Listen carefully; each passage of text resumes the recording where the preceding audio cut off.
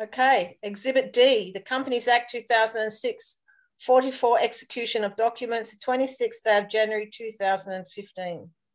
Right. As soon as I've won case law that puts all the acts and statutes in the bin, therefore the Companies Act 2006 no longer exists. So now I need to bring this act back into a commercial agreement so that we can use it.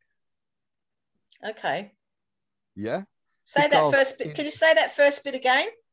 Right. In 2013, I won a case that puts all the 8 million acts and statutes in the bin, including this one.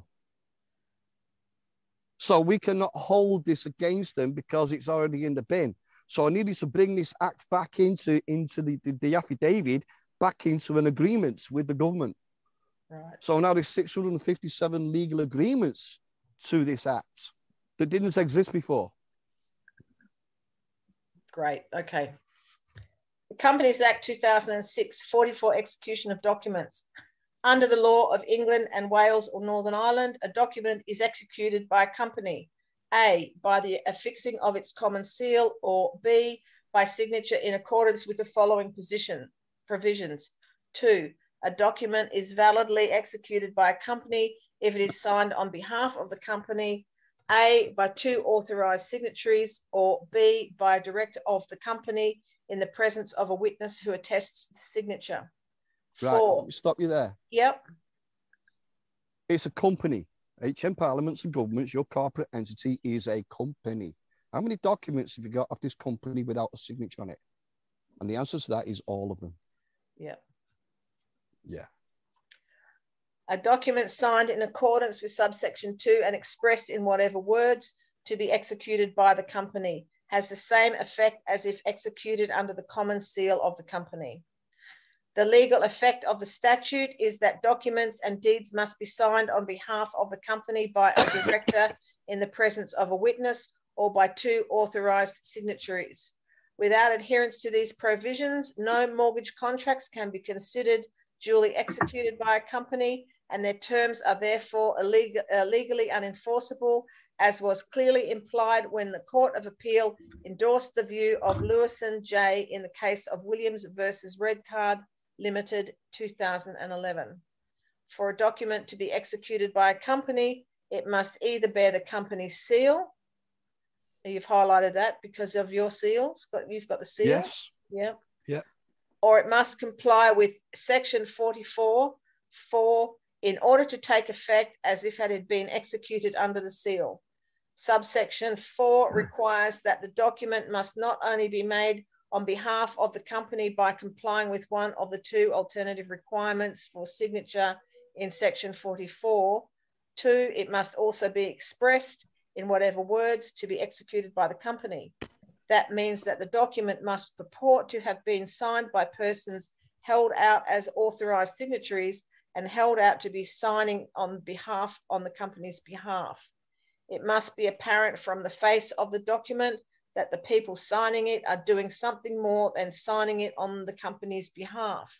It must be apparent that they are signing it on the company's behalf in such a way that the document is to be treated as having been executed by the company for the purposes of subsection 4 and not merely by an agent for the company. In addition to this, a company which is by default of no material substance cannot commit a crime. However, the directors and the secretary of a company are liable for any fraudulent or criminal activities of that company. That's my sentence at the end, because I separated it by a line. That's me saying that. Oh, yeah. Does that actually, Pete just put in there that our act is different to that? Does it make any difference in Australia if we use this affidavit with a different act? Well, your acts will be exactly the same in Australia because Australia comes under the government state jurisdiction. The UK government own Australia because the Australia, the government is a corporate entity. All good. Thank you. You're welcome.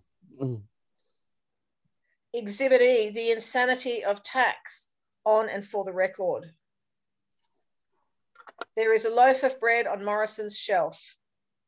There is a loaf of bread on Morrison's shelf, but it didn't just appear there by magic. The loaf of bread started its journey on John the farmer's farm. Whoops, hang on a minute. John the farmer pays council tax on his hard standing, and that council tax is added to the cost of the loaf of bread. So Farmer John rises early in the morning to plough the field and plant some grain. Just hold it right there.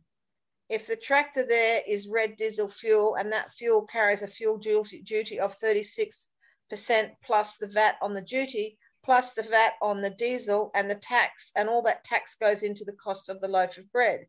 So now John has ploughed the field to plant the grain, but the grain is not in the ground yet the grain has to be sawed. So John the farmer fires up the tractor again to saw the grain.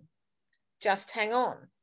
In the tractor there is red diesel fuel, and that fuel carries a fuel duty of 36% plus the VAT on the duty plus the VAT on the diesel, and all that tax goes into the cost of the loaf of bread.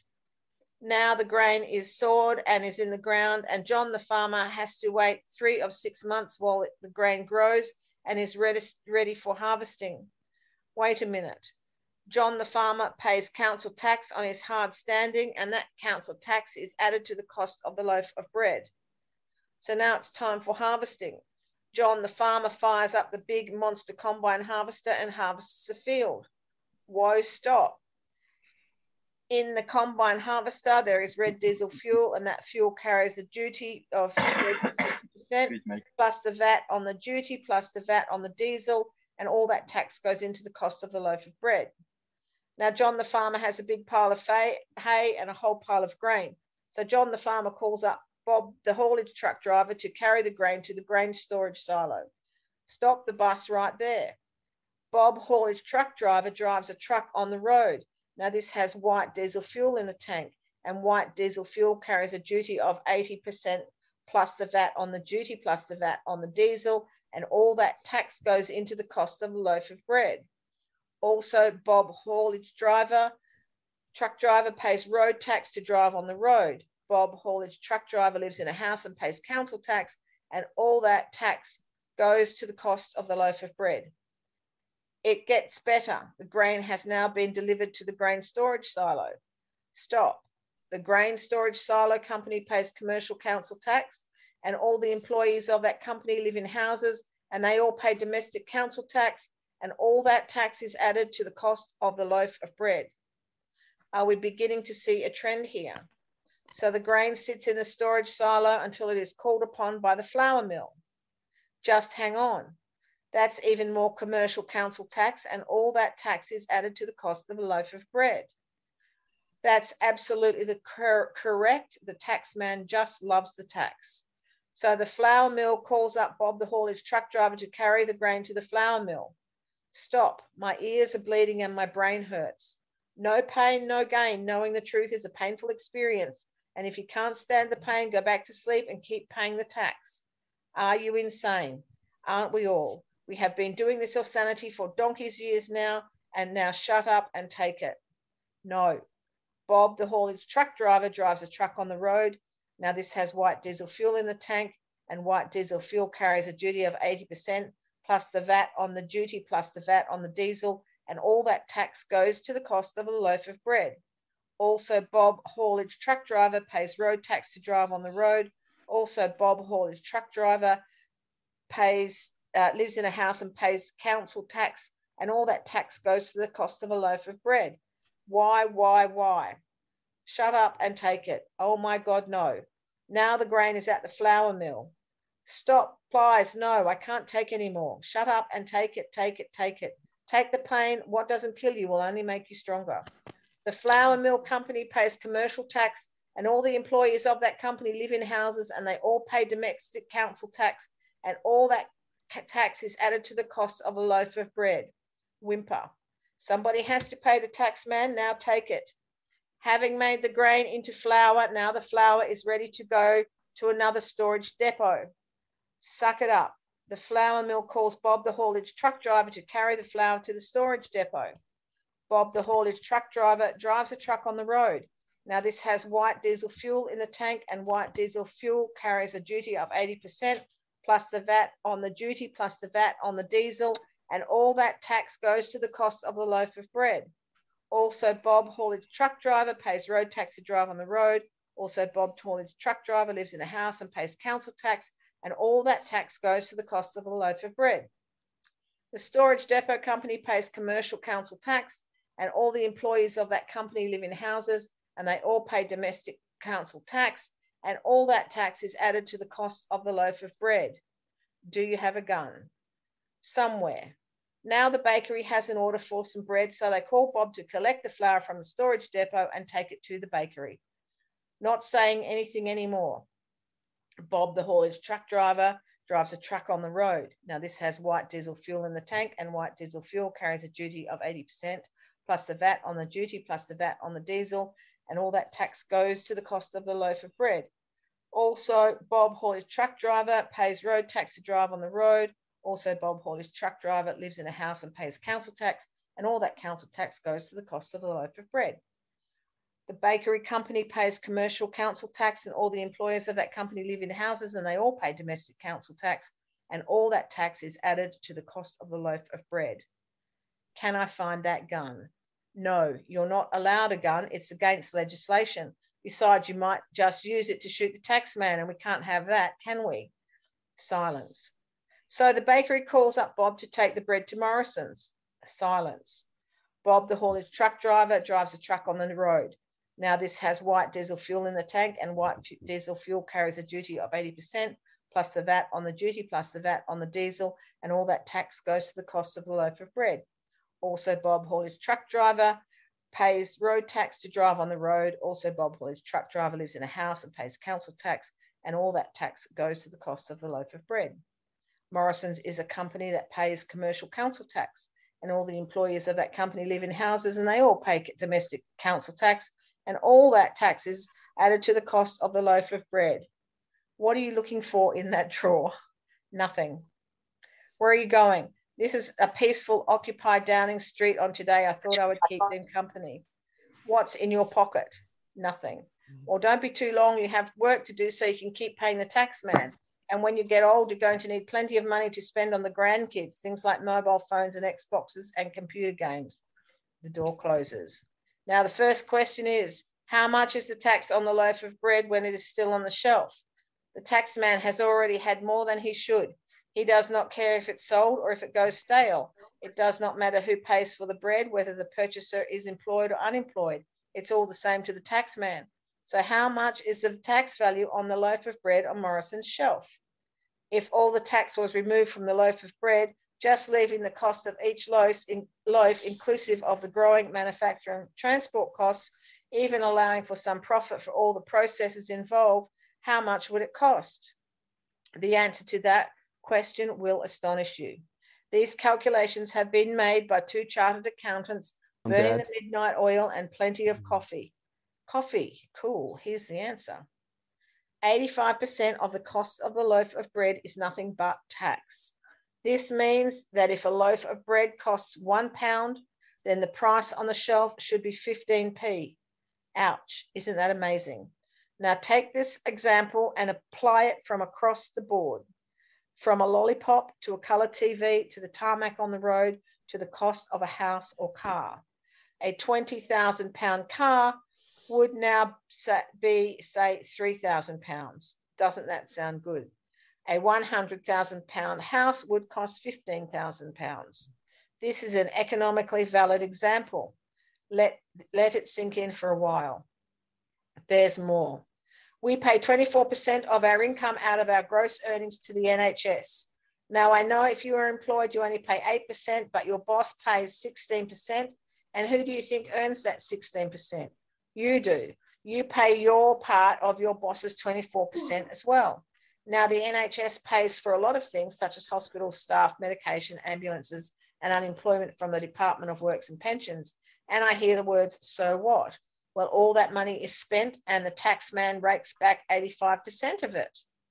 That's 85% that will never return to the NHS. Now, you can also say that our tax is necessary because it pays for the police and the schools and the bin men and the park keeper and the fire brigade. Well, this is also true, but as that money is spent, the tax man rakes back 85%. Now, the question is, do you get the value of that money? The answer is never. Never, ever, ever. And if you can find it, then let me know. There's more. This means that the only money you get to keep is the 15%. Oh shit, yes. That 15% pays for everything else. Your home and furnishings, the car, the holiday, the food, on and on. And yes, you live your life on 15%, and that is a fact. Oh yes, and some credit cards. Now that's a very sobering thought. This is exactly the reason why we are all broke. So what is it that the tax man does that makes him worth so much of your life energy? Anybody, please let me know. There's more. The opposite side of the coin. The cost of £100,000 house is £15,000. You could save up for that in, say, 5 years on a minimum wage and buy the house cash with no mortgage. Having a mortgage means you pay for 3 houses and you only get to keep one. So you would save the cost of 2 houses. That's money back in your pocket that the bank will never see. Minimum wage would be equal to current day without paying tax, say £50 an hour. You could buy your car cash, no loan. We would be a cash-rich nation in no time at all, and the banks would just be a service to move our cash around as usual. There would be no national debt. We would have roads that do not wreck our cars. Let the mind wander. And don't forget that all tax is illegal. It contravenes the Bills of Exchange Act and is an act of fraud without consent of the governed, and consent of the governed is not a presentable fact. So the last observation is this. We pay all this tax for the firemen and the policemen and everybody else who gets paid from the public purse, but all those paid from the public purse also pay tax to the tune of 85%. How insane is that? It's no wonder that this country is commercially ruined and cannot compete in the world marketplace. This is just bad business management. I blame Parliament. This country is not economically viable. Fubad. Fubad is a slang word. Fucks up beyond all recognition. Yeah. Yeah. Right. Okay, I learned something else. What's wrong with the world? What's wrong with the world, and what can we do about it? Lots and lots, without will or vexation. Exhibit now you have F. to remember that I am an engineer. Engineers do not ever pick up the pen. We do not write documents. That was the very first document I ever wrote in my life, and that's the second draft.